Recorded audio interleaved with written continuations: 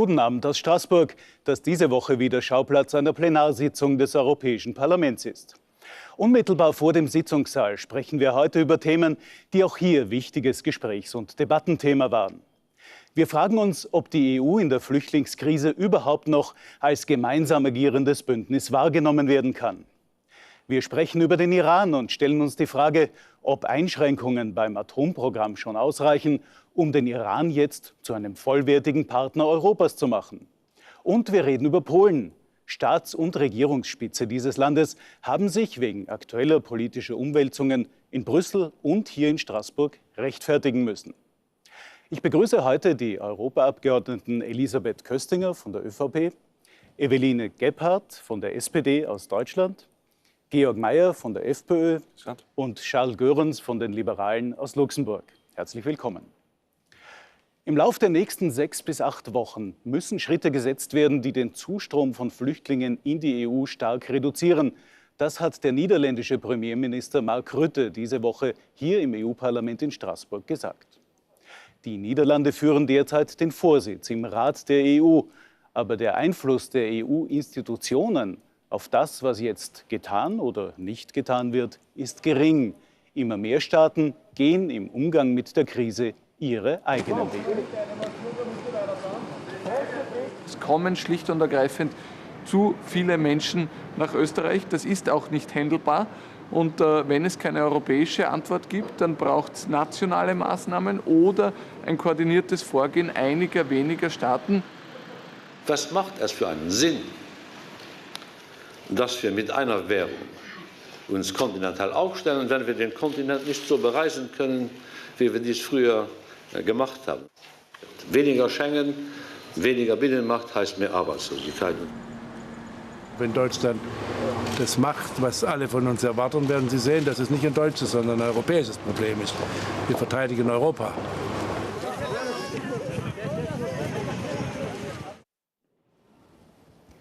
Frau Köstinger, es ist so etwas wie eine resignierende Stimmung festzustellen, auch hier in Straßburg. Der EU-Kommissionspräsident Juncker sagt, naja, es hat eigentlich wirklich nichts bisher so richtig funktioniert, was man auf europäischer Ebene getan hat. Der letzte Schritt jetzt Österreichs, eine Grenze festzulegen, der ist hier zwar nicht auf Begeisterung gestoßen, aber so auf zähneknirschendes Eingeständnis, dass man eben dann, wenn Europa nichts machen kann, zusehen muss, wie andere Staaten ihr eigenes Ding machen. Ist Europa, das gemeinsame Vorgehen Europas, in diesem Fall jetzt tatsächlich an einem toten Punkt, vielleicht sogar am Ende? Ja, also ich glaube, vom Ende kann man noch sehr lange nicht sprechen. Aber was wir natürlich sehen, es ist seit Monaten ein sehr, sehr hartes Arbeiten an einer europäischen Lösung zugange. Aber die vielen Maßnahmen, die bereits auch beschlossen worden sind, funktionieren nicht. Und langfristig wird es eine europäische Lösung geben, davon bin ich 100%ig überzeugt. Aber bis dorthin müssen natürlich Nationalstaaten an einzelne Maßnahmen auch treffen, um das Problem einfach auch in den Griff zu bekommen. Und ich glaube, Österreich und die gestrige österreichische Entscheidung war wirklich ein Meilenstein auch dorthin. Also wir müssen wegkommen von den Absichtserklärungen und der Problemanalyse und hin wirklich auch zu konkreten Daten. Und da sind die ersten Schritte gesetzt worden und wir können eigentlich nur hoffen, dass sich da dementsprechend auch Druck aufbaut auf andere Staaten, damit es dann auch zu Lösungen kommt, langfristig auch zu Lösungen kommt, weil das, was wir zurzeit erleben, ist, dass eigentlich nur sehr wenige Staaten dieser Europäischen Union die gesamte Last in der Flüchtlingsfrage eben auch schultern. Die Mehrzahl der Staaten hat sich komplett zurückgezogen und die sind zurzeit auch nicht bereit, da solidarisch zu sein. Und dementsprechend, glaube ich, ist dieser Entschluss Österreichs jetzt wirklich einmal zu begrüßen. Das Stichwort Leidensdruck ist in diesem Zusammenhang auch gefallen. Kann man mit dem Leiden, ich sage jetzt einmal nicht von Staaten, sondern im Endeffekt ja auch von Menschen, dann wirklich Politik machen? Ne, ich glaube, es geht viel weniger darum. Auch die österreichische Lösung sieht ganz klar vor, dass jene, die Asylanspruch haben, diesen auch bekommen. Also die Genfer Flüchtlingskonvention ist Grundlage. Aber es kann nicht sein, dass ein Staat oder wenige Staaten alleine in Europa eben auch diese Last tragen. Und die muss aufgeteilt werden, langfristig aufgeteilt werden. Und dementsprechend wird jetzt einfach auch versucht, auf andere Staaten Druck auszuüben. Es geht nicht darum, Menschen, die vor Krieg und Verfolgung fliehen, vor den Toren Europas stehen zu lassen. Aber es muss die Möglichkeit geben, sie eben auch fair und gerecht auf Europa aufzuteilen. Frau Gebhardt, Ihr eigener Parteichef Sigmar Gabriel ist gestern in Davos aufgetreten und hat gesagt, er glaubt nicht mehr an europäische Lösungen. Er glaubt nicht mehr, dass man widerspenstige Staaten dazu zwingen kann, ihrerseits Flüchtlinge aufzunehmen. Ist das Eingeständnis, dass jetzt Europa am Ende ist mit dem, was es bisher versucht hat? Und was kommt danach? Muss dann vielleicht auch Deutschland Maßnahmen ergreifen, wie sie jetzt Österreich ergriffen hat? Also ganz so hat es Sigmar Gabriel auch nicht gesagt. Er hat gesagt, wir müssen dafür sorgen, dass wir vorangehen. Und in der jetzigen Phase sieht es so aus. Allerdings müssen wir weiter uns darum kümmern, eine europäische Lösung zu finden. Und ich denke, wir machen einen Fehler, wenn wir sagen, dass es gar keine europäischen Lösungen gäbe. Wir haben einiges auf den Weg gebracht. Die Hotspots, die jetzt eingerichtet werden, damit auch eine Registrierung der Ankommenden eigentlich seit dem letzten November funktionieren hätten sollen. Sie sind jetzt Aufnahmezentren in Griechenland. All diese Lösungen, die wir auf den Tisch gebracht haben, es reicht natürlich nicht aus. Allerdings brauchen auch eine Zeit, bis sie eingerichtet sind, bis sie richtig funktionieren. Und man sollte durchaus sehen, dass da etwas geschehen wird. Am 3. Februar werden sich auch nur, wenn der Umverteilungsplan funktioniert. Am 3. Februar werden sich die Finanzminister wieder treffen. Und ich hoffe sehr, dass es da gelingen wird, auch die Entscheidung zu treffen, dass die Gelder in die Lager, gerade in der Türkei, in Syrien, in den Rändern auch hinkommen, damit ein Teil der Probleme dort gelöst werden können, damit eben nicht die nächsten großen Wellen an Flüchtlingen kommen. Das sind die Lösungen, die auf den Weg gebracht werden. Sie brauchen aber Zeit. Es gibt keine Lösung, wo wir sagen, heute machen wir einen Beschluss und dann ist alles geregelt. Das gibt es nicht. Und wir sollten den Bürgern und Bürgerinnen das auch klar machen, dass wir etwas Zeit brauchen. Das heißt noch lange nicht, dass ich zufrieden bin mit der Situation in der Europäischen Union. Und ich appelliere sehr an die Mitgliedstaaten, sehr viel stärker sich europäisch aufzustellen, die Solidarität, die wir brauchen, auch aufzubringen. Und da gebe ich Ihnen recht. Es kann nicht sein, dass nur einzelne Staaten die ganze Last auf sich nehmen müssen und die anderen sich schön verstecken. Das geht nicht. Da müssen wir dafür sorgen, dass diese Verteilung auch wirklich kommt. Da werden wir auch weiter daran arbeiten. Steinmeier ist heute zum Beispiel wieder in Polen, um wieder mit seinen Kollegen darüber zu diskutieren. Frau Mogherini ist auch sehr tätig in diesen Bereichen und wir werden weiter daran arbeiten, dass es auch eine europäische Lösung gibt. Sehr schnell werden wir sehen, wenn wir tatsächlich nur noch nationalpolitische Lösungen machen, das wird zur Katastrophe für die Europäische Union, aber auch für die Mitgliedstaaten und für die Bürger und Bürgerinnen. Weil unsere Wirtschaft davon lebt, dass wir ein offenes Europa haben. Und das dürfen wir nicht in Frage stellen. Herr Mayer, für Ihre Partei, die FPÖ, war das gestern eine Art stiller Triumph, dass Österreich jetzt diese Deckelung, diese Obergrenze beschlossen hat? Sagt die FPÖ jetzt, wir haben es euch ja immer schon gesagt, ihr kommt mit Europa nicht weiter, und begrüßen Sie es vielleicht sogar, dass Europa nicht weiterkommt, weil dann die einzelnen Nationen und Staaten mehr Spielräume haben für ihre eigenen Politiken? Naja, zunächst muss man mal sagen, es geht hier um Menschen. Ja? Und wenn jemand Asyl sucht und einen Asylgrund hat, dann soll er den auch bekommen. Das ist außer Streit für uns Freiheitliche. Das andere ist, man sieht schon, dass andere Parteien auch beginnen, freiheitliche Positionen zu übernehmen. Das ist etwa der Bürgermeister Nagel in Graz, der ja schon 1:1 unsere Ideen übernommen hat. Auf der anderen Seite sieht man hier, und das hat man in der Dezember-Sitzung hier gesehen, dass die Europäische Union völlig planlos ist, was das Flüchtlingsthema angeht. Und dann reden wir überhaupt gar nicht mehr über Griechenland zum Beispiel. Ja, dieses Thema ist überhaupt überdeckt durch diese Flüchtlingskrise, aber da gab es auch keine Besserung, da gibt es auch keine Lösung. Also man sieht, die Problemlösungskompetenz der Europäischen Union tendiert gegen Null. Und dann muss natürlich der einzelne Staat etwas machen. Was aber die österreichische Bundesregierung gemacht hat, ist nichts anderes als ein Placebo-Effekt. Denn was sagt die? Die sagen, das ist ein Richtwert, diese 37.000 Menschen. Das heißt aber, ein Richtwert ist wie auf der deutschen Autobahn. 130 ist auch ein Richtwert, aber wenn ich ihn überschreite, gibt es keinerlei Sanktionen dafür für die Überschreitung. Das heißt, das ist etwas, ein Placebo, wo man den Menschen sagen will, wir haben jetzt quasi eine Obergrenze eingeführt, die wird es aber nicht geben. Deutschland schickt alleine 200 dieser illegalen Flüchtlinge zurück nach Österreich jeden Tag. Das heißt, diese Grenze von 37.000 im Jahr wird alleine durch diese, die von der deutschen Grenze zurückkommen, im Juni schon erschöpft sein. Das ist also alles eine reine Augenauswischerei meines Erachtens. Und wir müssen andere Lösungen finden. Und wir haben auch nicht die Zeit mehr, langfristige Lösungen zu suchen, denn Der Sommer und der Frühling wird wieder kommen. Und es gibt Berichte, der deutsche Innenminister sagt das etwa, dass 2 bis 8 Millionen Menschen sich schon auf den Weg machen, um nach Europa zu kommen. Haben Sie einen Gegenvorschlag? Wir müssen vor Ort unten in den Krisensituationen, aber auch, es gibt ja auf dem Weg nach Europa genügend Staaten, die sicher sind. Da gibt es ganz viele arabische Staaten, sehr reiche arabische Staaten, wo diese Menschen gut aufgenommen werden könnten, wo sie auch ihre Religion dort ausleben können, wo sie ihre Sitten auch ausleben können, wo das überhaupt kein Problem wäre. Ich denke, man müsste diese Staaten einmal in die Pflicht nehmen und sagen, nehmt eure Freunde bitte auch auf, denn wir werden nicht die Probleme dieser Welt in Europa lösen können.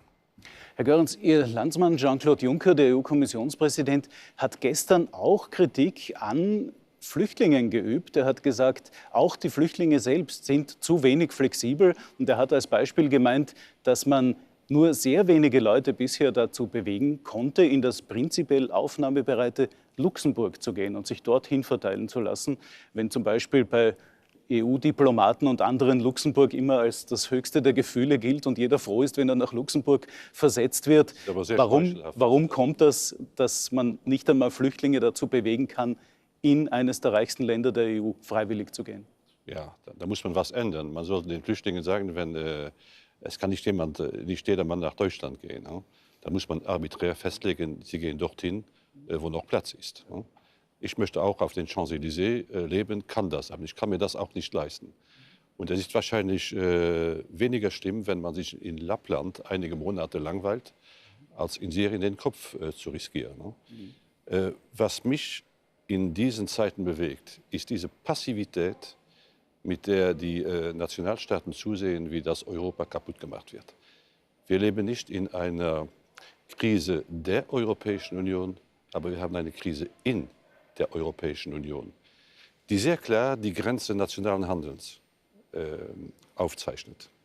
Die Bundesrepublik macht enorm viel. Auch die Bundesrepublik Österreich macht enorm viel.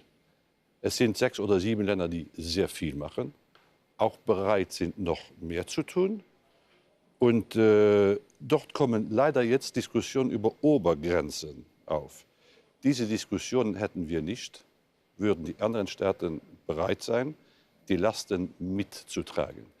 Jeder nach seinen Möglichkeiten, nach einem demografischen Schlüssel, mit einem Korrektiv, der Rücksicht nimmt auf die Haushaltslage der einzelnen Staaten. Um es mal sehr gelinde zu sagen, mich kotzt dieser nationale Egoismus in manchen Staaten an. Das ist unerträglich. Und noch einmal, ich kann nicht zusehen, wie man reaktionslos diesen Untergang der Gemeinsamkeiten hinnimmt. Dies ist nicht die Stunde der Aufbauer, dies ist derzeit die Stunde der Kaputtmacher. Und wir werden uns mit allen Kräften daran setzen, was zu tun. Erstens die Lage in den Krisengebieten versuchen zu lindern. Das ist sehr schnell gesagt. Der Wiener Prozess bringt uns ja da etwas voran. Zweitens, wir brauchen einen europäischen FBI. Wir müssen die Grenzen schützen. Wir waren einige Abgeordnete, die im August dieses letzten Jahres Stylianides, den Kommissar für humanitäre Angelegenheiten, angeschrieben haben und gesagt, er schickt doch endlich den Zivilschutz nach Griechenland. Und er hat mir geantwortet, Tsipras will den Zivilschutz nicht, denn wenn die alle in Griechenland registriert werden, dann ist aufgrund der derzeitigen Rechtslage Griechenland zuständig für die Aufnahme und die Betreuung der Flüchtlinge. Wir sind jetzt an einem Punkt angelangt, wo eigentlich nichts mehr weiterhilft, außer der Solidarität. Und ich weiß nicht, was man noch sagen muss, um den Europäern in allen Ländern mitzusagen, übt endlich Druck auf ihre Regierungen aus, denn die haben nicht im Regelfall, aber wenigstens zur Hälfte der Mitgliedstaaten versagt. Wer sind die Kaputtmacher Europas? Ist es wirklich so, dass Europa kaputt gemacht wird und wem kann man dann eine Schuld geben? Griechenland ist ja auch in schweren wirtschaftlichen Nöten. Griechenland hat mit diesem Flüchtlingsansturm auf seinen Inseln zu kämpfen, versucht dann, sie möglichst schnell weiterzuleiten. Ist jetzt Griechenland schuld? Sind die Osteuropäer schuld? Wo sitzen die, wenn wir mit Charles Goerens es so formulieren, die Kaputtmacher Europas? Also das erleben wir sehr intensiv, jetzt schon eigentlich seit Monaten, vor allem wenn wir auch um einen gemeinsamen EU-Außenschutz diskutieren, dass da die massiven Blockiererstaaten in Griechenland und Italien, also auch die Regierung Renzi, blockiert ja gemeinsame EU-Außenschutzgrenzenlösungen sehr massiv. Das sehen wir schon sehr konkret. Türkei, ja. Genau, und da dann zu sagen, die EU ist gescheitert, ist etwas zu kurz gegriffen, weil wenn in den Regierungsbüros in Athen und Rom keine Bereitschaft der Zusammenarbeit und der Hilfe, die auch von Seiten der Europäischen Union gereicht wird, angenommen wird, dann erleben wir jetzt eigentlich erste Reihe fußfrei ein Scheitern der nationalen Egoismen. Und gerade Griechenland ist in dieser Frage ja auch in einer relativ bequemen Position, weil die Flüchtlinge werden ja auch von den griechischen Inseln dann mittels Fähren, die von der Europäischen Union bezahlt werden und gefördert werden, weitergebracht. Und mittlerweile ist es ja so, dass ein Flüchtling, der in Griechenland anlandet, nur mal 30 Stunden braucht bis zur österreichischen Grenze. Also der Transport ist ja relativ gut mittlerweile und winterfest auch organisiert worden. Und da ist schon die Frage, wie das dann eben auch weitergeht. Wie gesagt, wenn sich dann Flüchtlinge auch das Zielland aussuchen, natürlich auch, und diese Debatte werden wir auch führen müssen, aufgrund der sozialen Gegebenheiten, die es in einigen Mitgliedstaaten der Europäischen Union vorfinden, dann ist das eine enden wollende Situation. Das wird nicht lange so tragbar sein. Diese Transportkette, von der Frau Köstinger gesprochen hat, die endet ja in vielen Fällen in Deutschland. Kann Deutschland dem noch sehr lange zusehen, dass hier vielleicht, wie angesprochen, andere EU-Staaten eine Art Förderband organisieren, mit dem Menschen nach Deutschland befördert werden, natürlich auch nach Österreich in großer Zahl? Kann Deutschland das weiterhin zulassen und kann Angela Merkel ihre politische Zukunft jetzt so weit riskieren, dass es möglicherweise auch für sie einmal zu viel wird? Ob sie jetzt ihre politische Zukunft riskiert, kann ich jetzt nicht so sehen. Die Situation ist ernst, das ist richtig. Wir haben eine Pflicht durch unser Grundgesetz, in dem ein ganz klares Recht auf Asyl gestaltet ist. Wir haben eine Wertegemeinschaft der Europäischen Union, die wir als Deutsche sehr, sehr ernst nehmen und die wir nicht in Frage stellen wollen. Und deswegen bemühen wir uns ja auch so sehr, eine europäische Lösung zu finden. Denn die Situation, und das ist richtig, in der wir in Deutschland zurzeit sind, ist, dass eben diese Solidarität fehlt, dass manche Staaten schlicht und einfach nicht bereit sind, einen Teil ihrer Verantwortung zu übernehmen. Und das fordern wir ein und wir suchen im Dialog, im Gespräch mit diesen Regierungen auch das voranzubringen. Und ich bin mit Herrn Goerens einverstanden. Es ist nicht eine Krise der Europäischen Union, sondern innerhalb der Europäischen Union, nämlich der Mitgliedstaaten, der Regierungen der Mitgliedstaaten, die nicht bereit sind, das, was sie irgendwann in den Verträgen der Europäischen Union unterschrieben haben, auch wirklich wahrzumachen, diese Solidarität und eben, dass es uns nicht egal ist, was am Rande der Europäischen Union geschieht. Dieses Leiden der Menschen in Syrien, in anderen Staaten am Rande der Europäischen Union und da auch stärker daran zu arbeiten, dass diese Krisensituationen so gelindert werden, dass die Fluchtbewegungen nicht mehr nach Europa entstehen, sondern eine Perspektive für diese Menschen in ihren eigenen Staaten auch wieder entsteht. Das ist eine ganz riesig große Aufgabe, die wir haben. Und da müssen wir noch sehr viel stärker daran arbeiten. Das ist die beste Lösung, die wir brauchen. Herr Mayer, Ungarn hat einen Zaun bauen lassen. Polen sagt jetzt nach einem Machtwechsel wahrscheinlich überhaupt Nein zu weiteren Flüchtlingen. Die Slowakei will nach Möglichkeit überhaupt keine Muslime mehr in ihr Land lassen. Sind das Vorgangsweisen, die Sie vielleicht für Österreich auch irgendwann einmal empfohlen hätten als FPÖ?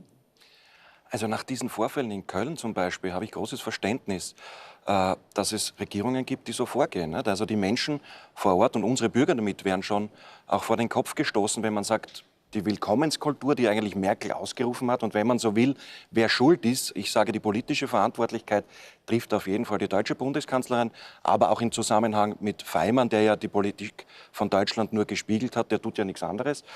Und dann verstehe ich das, dass man sagt, wir wollen diese Menschen nicht, weil es auch eben den einen oder anderen gibt. Und ich verurteile niemanden generell. Aber hätten Sie es auch für Österreich empfohlen, einen Zaun zu bauen oder keine Muslime aufzunehmen? Na, Entschuldigung. bitte. Ja, ganz kurz. Entschuldigung, aber man darf jetzt das, was in Köln geschehen ist und in anderen Städten, in Deutschland und in anderen Staaten, nicht mit der Flüchtlingspolitik oder die Asylsuchende vermischen. Es gibt eine bestimmte bestimmte Kollege, ich war ein Wort, Leute. glaube ich. Lassen Sie mich mal vielleicht. Aber Ja, Sie, meine in Ausführungen Ihrer fertig. Wortwahl haben Sie es gerade so getan, als wären es Na, die lassen- Flüchtlinge vielleicht und das hören Sie Problem bis der zum Ende Flüchtlinge. zu, vielleicht ergibt Sondern sich da dann müssen was. wir sehr aufpassen, dass da nicht alle in Generalverdacht gebracht werden. Das lehne Das habe ich ab. gerade gesagt. Und das, was in Köln passiert, ist absolut inakzeptabel. Aber es ist genauso inakzeptabel eine Vermischung dieser Frage mit der Asylfrage. Genau das habe ich gerade gesagt. Aber trotzdem habe ich Verständnis für die Menschen vor Ort. Und stellen Sie sich das vor, Sie wären selbst von dieser Situation betroffen gewesen. Ich glaube nicht, dass Sie jetzt so hier reden würden. Jedenfalls haben wir eben auch viele, und es kommen ja noch viele mehr, die diese Situationen auslösen. Und insofern verstehe ich, dass die Menschen und vor allem die Regierungen, eine polnische Regierung sagt, wir wollen unsere Menschen nicht mit solchen Dingen konfrontieren und wir sind nicht bereit, weitere Flüchtlinge aufzunehmen. Man sagt, Angst ist ein schlechter Ratgeber, aber ist in diesem Fall die Angst vielleicht doch etwas, was zu einer europaweiten Wende führen könnte, was dazu führen könnte, dass Europa doch immer mehr auf Abschottung, auf Einigelung setzt? Sagen wir es mal so, wenn man nichts tun will, dann findet man immer eine Ausrede. Und es gibt ein Dutzend Länder in der Europäischen Union, die wollen überhaupt nichts tun. Der eine sagt, ich will keine Moslems, der andere sagt, ich will nur Christen, ein dritter sagt, ich will überhaupt niemand, ein vierter sagt, ich stehe kurz vor Wahlen. Ich kann meinen Wählern das nicht zumuten. Ich wage einen Vergleich zu ziehen mit dem, was 1938 in Evian, auf der Konferenz d'Evian, passiert ist. Damals ging es um die Aufnahme von 500.000 Juden aus Deutschland. Diese Konferenz wurde von Präsident Roosevelt einberufen. Es kamen 8 oder 39 Staaten mit ihren Vertretern nach Evian. Und sie haben alle gesagt, wir schließen unsere Grenzen und wir wollen keine Kontingente. Der Vergleich hinkt dahingehend, da man feststellen muss, dass es 2015 einige Staaten gibt, die aus der Konferenz von Evian ihre Lehren gezogen haben. An erster Stelle die Bundesrepublik Deutschland und auch Österreich. Und ich bin stolz, dass wir 2 Länder haben, die das so mutig machen. Und wenn die Zumutbarkeit, die gefühlte Zumutbarkeit der Bevölkerung an Grenzen stößt, dann muss man denen sagen, diese Diskussion, ich wiederhole, was ich soeben gesagt habe, könnten wir uns ersparen, wenn jeder seinen Anteil an der Last mittragen würde. Noch einmal, dies ist eine Krise der Solidarität. Es soll niemand kommen und versuchen, uns weiszumachen, dass 0,2%, 1 Million von 500 Millionen im Verhältnis zu 500 Millionen europäischen Bürgern, dass 1 Million Flüchtlinge eine Invasion darstellen. Unter Invasion verstehe ich was anderes. Wenn aber auf einigen Stellen alle hinkommen wollen und nicht daran gehindert werden, auf eine Stelle zu kommen, dann muss man sich überlegen, woran liegt das? Das liegt dann an dem Unwillen einiger Staaten, Flüchtlinge aufzunehmen. Und diesen Hexenkessel von Egoismen müssen wir durchbrechen. Sehen Sie noch irgendeine Chance dazu? Ja, deshalb mache ich ja Politik. Als Politiker bin ich bereit, alles dafür zu tun, meine Landsleute und auch andere davon zu überzeugen, dass dies der falsche Weg ist. Dies führt in eine Sackgasse in der Europäischen Union, in der Europäischen Union. Und es führt in eine Sackgasse der Nationalstaaten. Alles, was wir jetzt gesagt haben, zeigt die Grenzen des nationalstaatlichen Handels in dieser Frage aus. Und alles schreit nach einer Zusammenarbeit der 28 Mitgliedstaaten der Europäischen Union. Wenn wir das nicht hinbekommen, dann wehe uns. Vielen Dank. Von einem Trumpf der Diplomatie war am letzten Wochenende sehr oft die Rede. In Wien wurde der letzte Schritt eines diplomatischen Prozesses vollzogen, der den Iran wieder zu einem weitgehend gleichberechtigten Partner auf der Weltbühne macht. Der Iran schränkt sein Atomprogramm stark ein. Im Gegenzug heben Europa und die USA ihre Wirtschaftssanktionen auf. Aber kann der Iran mit seinem islamisch-autoritären Regime jetzt tatsächlich als Musterknabe gelten? Dies ist ein guter Tag für Europa und die internationale Gemeinschaft, denn wir setzen nun um, was wir vor 6 Monaten mit dem Iran vereinbart haben. Das ist vor allem wichtig für die Sicherheit in der Region und auch Europas. Das Abkommen garantiert, dass Iran keine Atomwaffen entwickeln wird.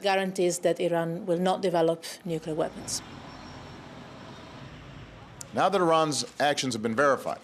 Jetzt, da wir die Handlungen Irans überprüft haben, können bestimmte Sanktionen gegen den Iran aufgehoben werden. Aber noch viel wichtiger ist, dass wir diesen historischen Fortschritt durch Diplomatie erreicht haben, ohne einen neuen Krieg im Nahen Osten auszulösen.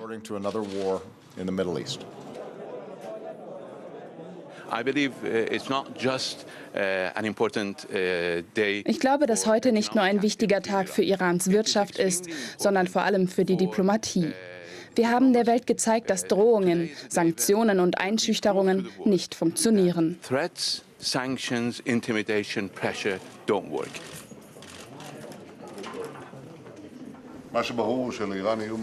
Der Iran hat nun mehr Möglichkeiten für terroristische Aktionen in der Region und auf der ganzen Welt. Israel ist bereit, auf jede Bedrohung zu reagieren.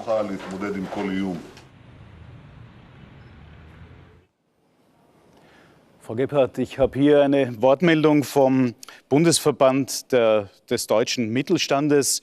Da sagt der Präsident Mario Ohofen, ich rechne damit, dass sich das deutsch-iranische Handelsvolumen von gegenwärtig knapp 2,5 Milliarden Euro bis 2020 vervierfachen wird. Jubel von der deutschen Wirtschaft. Man kann mit dem Iran wieder ganz offiziell große Geschäfte machen.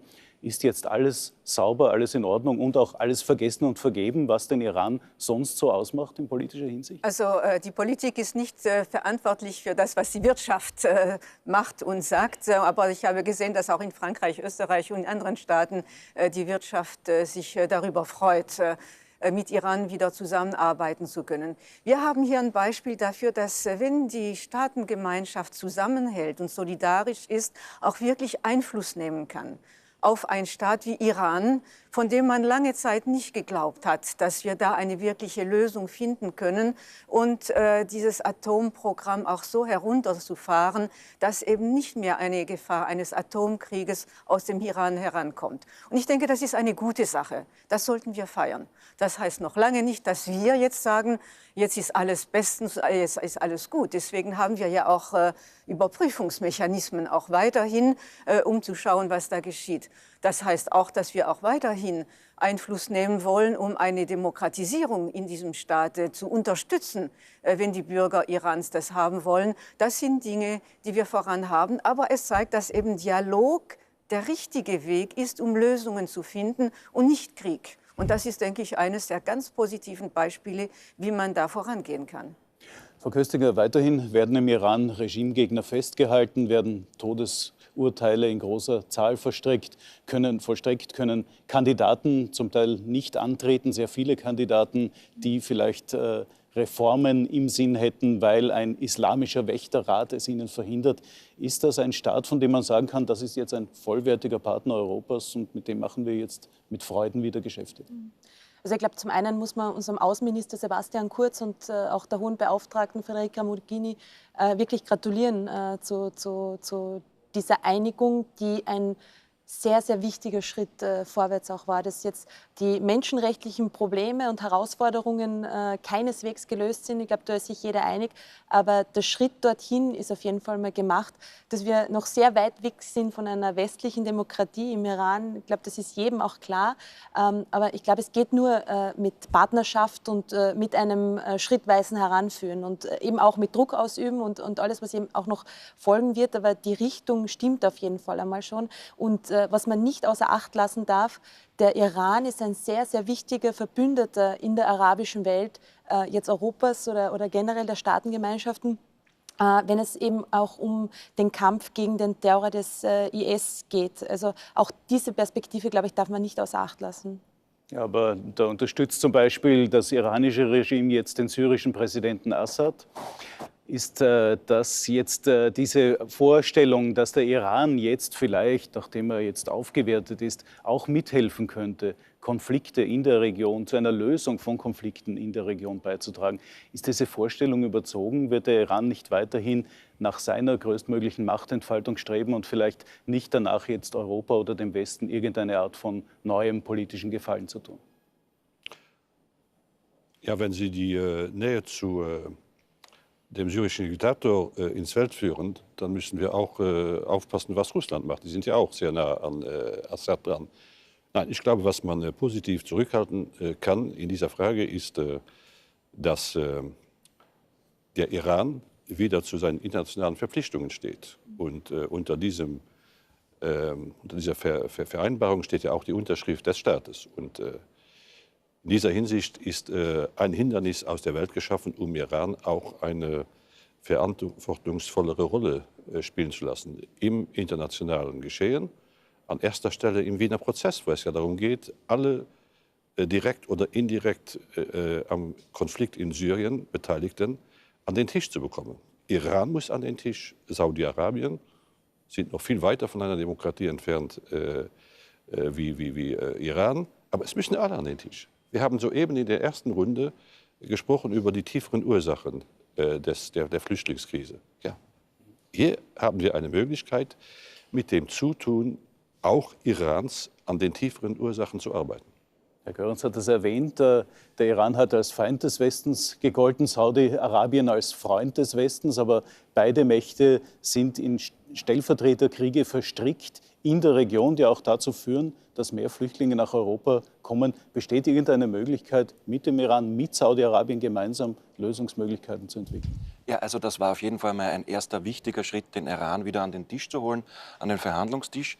Denn wir wissen es ja, und der Kollege hat es ja gesagt, dort ist die Krisenregion, warum wir am Ende des Tages die Probleme dann in Europa haben. Und man muss dort ansetzen und versuchen, die Konfliktpartner an den Tisch zu bekommen. Und die Frage stellt sich natürlich aus, wer ist politisch verantwortlich, dass diese Region dermaßen unsicher ist und dermaßen in verschiedenen Kriegen sich wiederfindet. Das ist nun schon einmal die Rolle der US-Amerikaner, die dort sehr gezielt ihre Einflüsse auch breit machen wollten. Und man sieht jetzt, wie das ausgegangen ist. Also insofern ein wichtiger Schritt, vor allem auch ein wichtiger Schritt, dass wir nicht eine weitere Radikalisierung des Islam bekommen, auch im Iran, dass nicht die Menschen weiter in die Lösung im radikalen Islam sehen. Ich glaube, das hat man damit etwas entschärft. Und es nutzt ja auch den Menschen. Man trifft ja vor Ort die Menschen mit diesen Sanktionen und nicht die politisch Verantwortlichen. Und deswegen, das Gleiche gilt auch für mich in Russland. Also insofern halte ich es für einen guten Schritt. Eine Lösung ist noch lange nicht in Sicht meines Erachtens. Wandel durch Annäherung, hat man früher gesagt in der Ostpolitik. Kann so etwas tatsächlich funktionieren, dass man über das Geschäft auch zu Demokratiebestrebungen und natürlich, da wo man miteinander redet, miteinander Handel treibt, hat man auch Einflussmöglichkeiten im Diskurs, im Dialog auch etwas voranzubringen und zu überzeugen und zu sagen, ja, passt auf, wenn ihr nicht Bürgerrechte hochachtet, dann müssen wir vielleicht irgendwann wieder überlegen, ob wir diese Freiheit des Handels nicht ein wenig einschränken müssen. Das sind eben solche Dinge, die eben auch immer wieder eine Rolle spielen. Also beeinflussen im Dialog, darum geht es. Und das ist das, was immer und immer wieder sich gezeigt hat. Das bringt viel bessere Lösungen. Da, wo wir mal Kriege gehabt haben, Irak ist ein ganz klares Beispiel dafür, da haben wir erst richtig die Probleme hineingebracht und keine Lösungen. Und da müssen wir eben aus den Lehren der Geschichte auch lernen. Das heißt nicht, dass wir alles durchlassen, was diese Staaten machen. Also wir haben auch eine Verantwortung der Weltgemeinschaft gegenüber, zu sagen, dass die Werteorientierung in der Welt auch ein ganz großes Ziel ist. Um Werteorientierung geht es auch im nächsten Thema. Polens neue Regierung steht unter Rechtfertigungsdruck. In Windeseile hat die nationalkonservative Partei für Recht und Gerechtigkeit dort Fakten geschaffen. Das Verfassungsgericht wurde in seiner Macht stark eingeschränkt. Der öffentliche Rundfunk wurde auf Regierungslinie gebracht. Hat Polen damit die Spielregeln des Rechtsstaates verletzt? Dazu musste Polens neue Regierungschefin diese Woche hier im EU-Parlament Rede und Antwort stehen.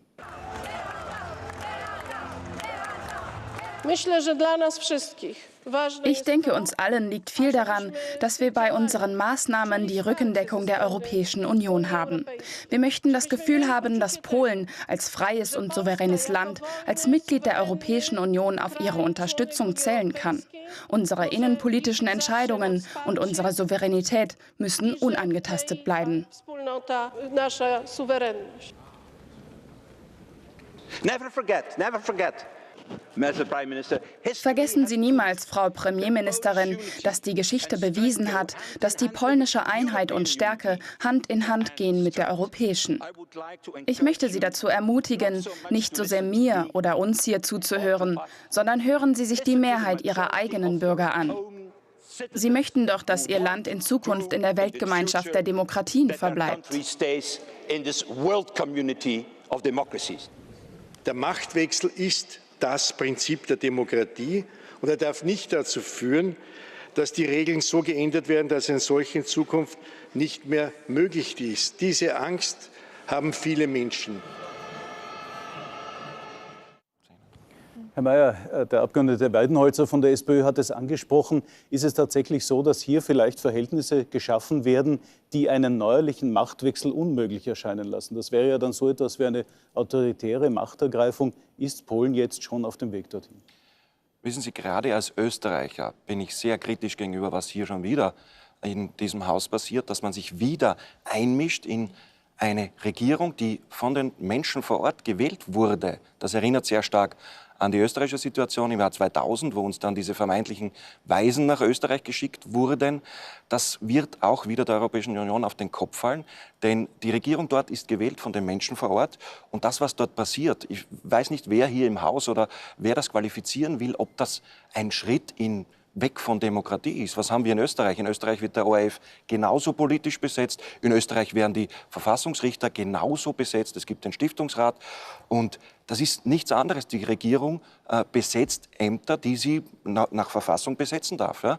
Also insofern verstehe ich diese große Aufregung nicht. Ich verstehe sie schon, denn es ist wieder mal, es ist eine Regierung dort gewählt, eine konservative Regierung, die der Mehrheit hier im Haus und der Mehrheit in der Kommission nicht genehm ist. Und das, eine konservative Mehrheit. Und das ist ja mit der sozialistischen Beteiligung. Und das ist natürlich etwas, wovor ich warne. Ja? Also nur weil eine Regierung nicht genehm ist, weil sie vielleicht Dinge macht, die manchen hier im Haus nicht passen, dann so stark in den Fokus zu stellen, davor warne ich. Das wird nicht helfen, dass die Menschen mehr Vertrauen in die Europäische Union finden. Eine Regierung, die diesem Haus hier nicht genehm ist. Ist es so einfach? Ist das, was sich jetzt in Polen abspielt, einfach nur ein normaler, üblicher Machtwechsel in der Demokratie? Oder ist da schon etwas mehr im Laufen? Ist da auch etwas im Laufen, was zum Beispiel Viktor Orban in Ungarn ja als illiberale Demokratie durchaus angepriesen hat, einmal in einer Rede? Ja, es gibt dahingehend einen Unterschied. Der Orban die Grundrechte der Europäischen Union verletzt hat, zu einer Zeit, wo der Lissabonner Vertrag noch nicht in Kraft war. Dies ist das erste Mal, dass die Vertragslage genug hergibt, um sich mal ein Land vorzuknöpfen, sagen wir es mal so. Wir brauchen uns nicht einzumischen in polnische innere Angelegenheiten, denn die Widerstände in Polen sind so massiv und die appellieren so stark an die Europäische Union, dass da was unternommen wird. Die schaffen das nicht alleine. Aus diesem Grunde setze ich das größte Vertrauen in die Fähigkeit des Venediger Ausschusses, oder wie sagt man das, die Commission de Venise heißt das auf Französisch. Die hat ja ein beachtliches Wissen, ein enzyklopädisches Wissen in puncto Demokratiegestaltung eines Landes, und die sollte mal in Ruhe darüber beurteilen, ob es hier zu Verletzungen der Grundrechte kommt. Ich glaube schon, dass das, was wir jetzt feststellen in Polen, schon sehr beachtlich ist an potenziellen Verletzungen, und dem muss man nachgehen. Wir sind jetzt in einer Phase, die absolut vereinbar ist mit einem rechtsstaatlichen Gebaren, sowohl in Polen, denn der Vertrag, der Kommission erlaubt, jetzt so vorzugehen, trägt auch eine polnische Unterschrift. Es hat ja auch Kritik am Europaparlament gegeben, dass man die polnische Ministerpräsidentin hierher zitiert hat, während ein Prüfverfahren durch die EU-Kommission ja gerade erst am Anfang ist. Schießt das Europaparlament da vielleicht ein bisschen übers Ziel oder ist das notwendig, dass man sich in einem sehr frühen Stadium einmischt, um vielleicht auch Schlimmeres, Ärgeres zu verhüten? Also ich hätte noch kein Argument gefunden, das gegen Diskurs und gegen Diskussion spricht. Und ich glaube, dass vor allem auch die polnische Ministerpräsidentin der Einladung gefolgt ist, hat schon auch gezeigt, dass es von Seiten Polens eine Dialogbereitschaft gibt. Und das ist absolut zu begrüßen. Die EU-Kommission als Hüterin der Verträge wird die politische und verfassungsrechtliche und medienrechtliche Situation in Polen transparent und unabhängig prüfen. Das ist absolut legitim, weil wir ja wirklich nicht nur eine Wirtschaftsgemeinschaft in Europa sein sollten, sondern eben auch eine Wertegemeinschaft.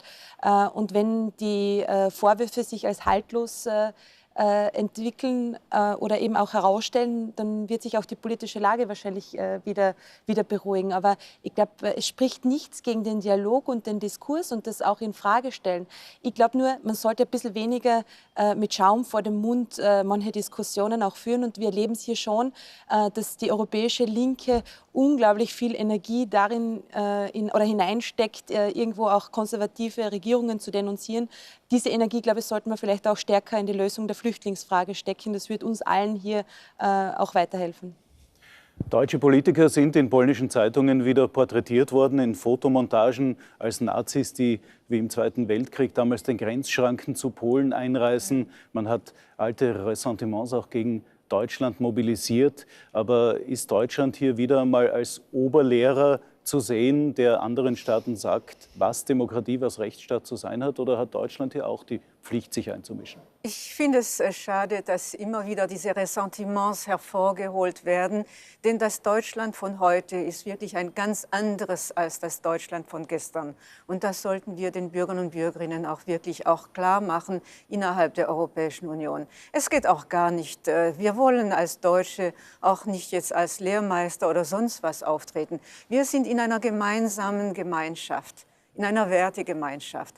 Wir wollen ein demokratisches Europa und wir machen uns Sorgen darüber, was gerade die polnische Regierung, nicht Polen, nicht die polnischen Bürger, sondern die polnische Regierung gerade macht. Und wir finden es für richtig und gut zu prüfen, ist das auch wirklich noch im Rahmen dessen, was in den Verträgen der Europäischen Union, die Polen ja auch unterschrieben hat, auch wirklich in diesem Rahmen drin ist. Es ist keine Einmischung in die Souveränität, es ist die Beachtung dessen, was wir uns als gemeinsame Ziele in Europa definiert haben. Und da haben wir alle eine gemeinsame Pflicht, dieses zu tun. Und sollte eines Tages, was ich nicht sehe, aber auch in Deutschland plötzlich so etwas kommen, dann wäre es die Pflicht Polens zum Beispiel, darauf zu verweisen, dass da eine Missachtung da ist. Gott sei Dank ist das nicht der Fall. Ich hoffe, das ist nicht der Fall, dass wir es als notwendig sehen in Polen. Aber der Dialog und das Prüfen, das gehört durchaus zur Demokratie. Schauen Sie, ein großer Kritikpunkt ist ja, dass angeblich die Regierung die Pressefreiheit einschränken möchte.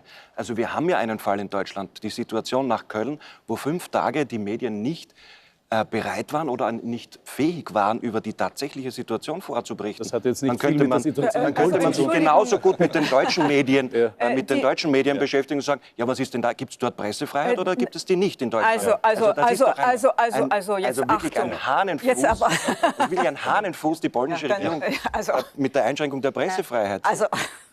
Soweit wie ich das nachvollziehen kann, ist Lech Wałęsa ja kein Deutscher, aber als Pole, als Freiheitskämpfer, der Polen in die Freiheit geführt hat. Zu einem Moment, wo niemand das für möglich hielt. Der sagt ja, das, was jetzt in Polen passiert, ist unerträglich. Man könnte das vielleicht auf sich einwirken lassen, bevor man über die Deutschen herfällt. Eine Stimme, auf die man hören sollte? Lech Wałęsa, immerhin ein Nationalheld in Polen. Ich kann das schwer beurteilen. Ich weiß auch nicht, woher diese Qualifikation kommt, dass die polnische Regierung jetzt diese Maßnahmen setzt und die antidemokratisch sind. Also ich kann es nicht beurteilen. Ich denke, das können wohl die Polen selbst am besten beurteilen. Wie geht es weiter? oder die unabhängige EU-Kommission. Und das ist genau der Weg, der jetzt auch beschritten wird. Ich muss ganz ehrlich sagen, dass ich mir eigentlich, vor allem wenn man auch die polnische Geschichte anschaut, und Polen war ein Schlüsselland, auch was die europäische Freiheit betrifft, ich mache mir wirklich weniger Sorgen um die Freiheit in Polen, als jetzt eigentlich auch um die Frage der Solidarität. Also das wird eher das Thema sein, das wir in den nächsten Wochen und Monaten auch zu besprechen haben, inwieweit Polen sich einfach auch als EU-Mitgliedstaat in Zukunft solidarisch zeigt. Vielen Dank. Das war Inside Brüssel für heute. Nächste Woche melden wir uns wieder aus dem Europäischen Parlament in Brüssel. Ich danke meinen Gästen für die Mitwirkung und ich danke Ihnen, sehr geehrte Damen und Herren, für Ihr Interesse. Ich wünsche Ihnen noch einen angenehmen Fernsehabend. Auf Wiedersehen.